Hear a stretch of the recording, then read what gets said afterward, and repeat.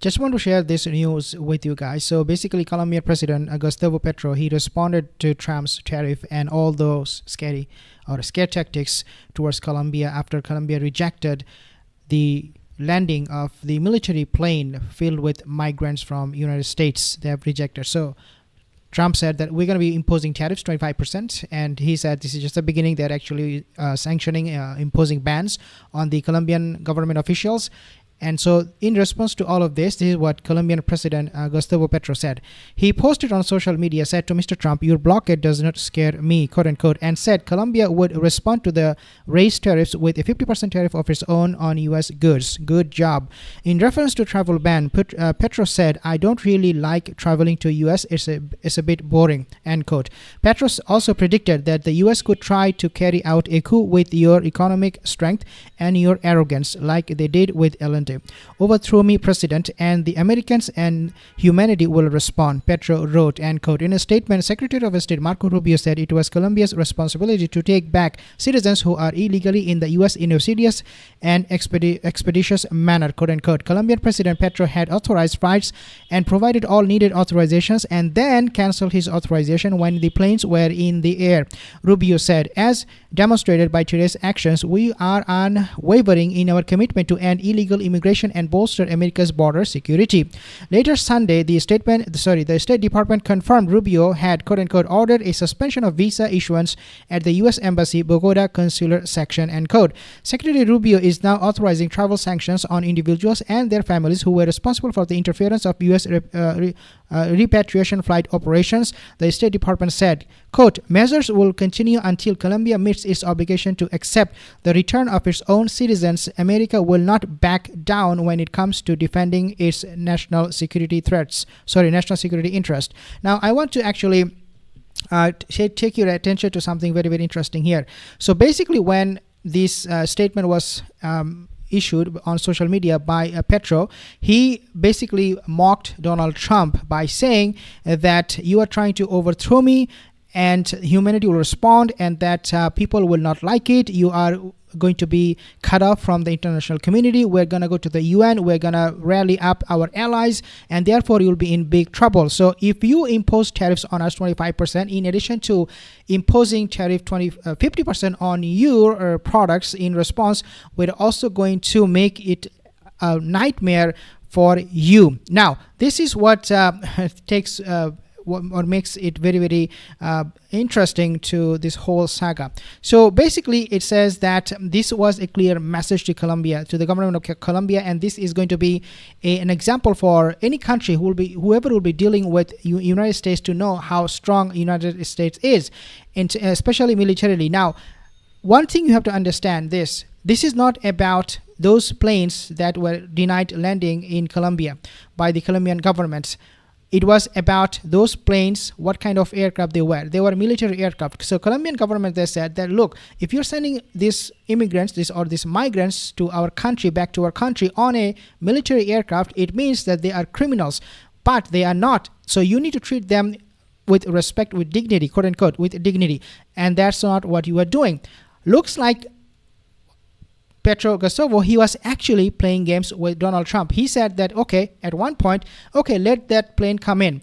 And then when the plane was in the middle on its way to Colombia in the air, he said, no, I canceled that, so the plane was sent back. In other words, it was such a humiliation for the U.S. military and also for Donald Trump that they will be played by Petro Gustavo this way. And this is what is making U.S. look really, really weak. And therefore, this man-child, Donald Trump, and his baby child, or boy child, Marco Rubio, is now furious. They are looking for all kind of options in order to impose sanctions. So they are banning their entry to United States. They are now putting a lot of sanctions. They have said 25% tariff, and then they are going to go on and do a lot more other things in order to make a point that, hey, look, United States, we are not weak, because right now they are getting mocked. Experts, they're mocking Donald Trump because of his failure to send those planes to Mexico.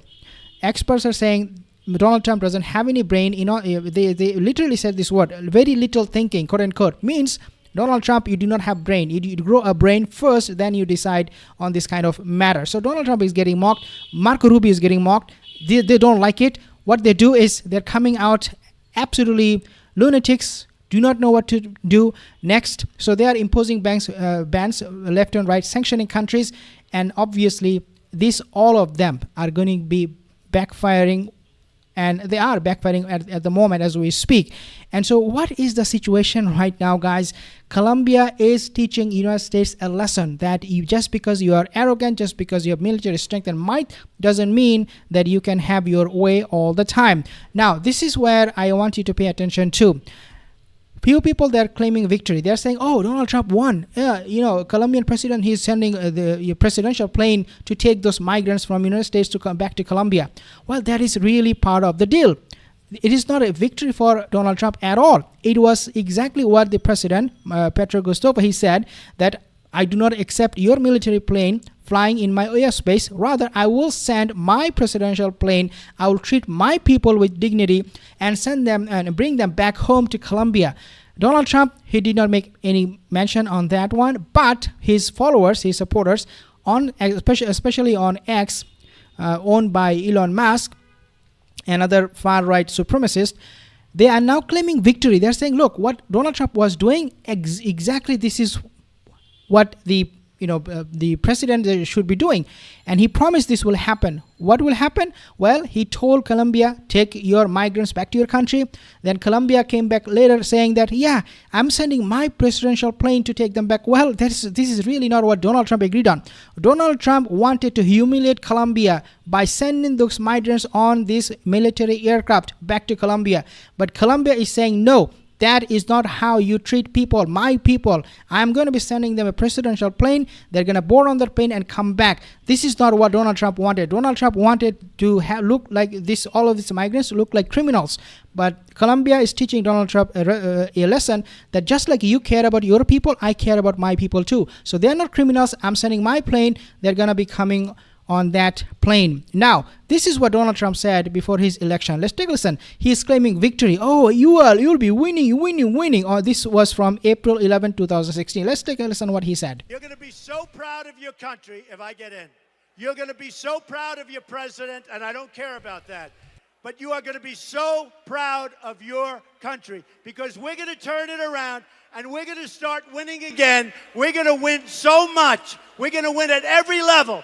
We're going to win economically. We're going to win with the economy. We're going to win with military. We're going to win with healthcare and for our veterans. We're going to win with every single facet. We're going to win so much, you may even get tired of winning. And you'll say, please, please, it's too much winning. We can't take it anymore. Really? Mr. President, it's too much. Really? And I'll say, no, it isn't. We have to keep winning. We have to win more. We're going to win more. Okay. We're going to win so much. Okay. You're going to be so I'm not going to play the video anymore, but you get the point. He was saying, oh, we're going to win. Win. Now, let's take a listen to what he won. So, since he came to office, Mexico literally closed the door on Trump's deportation plane.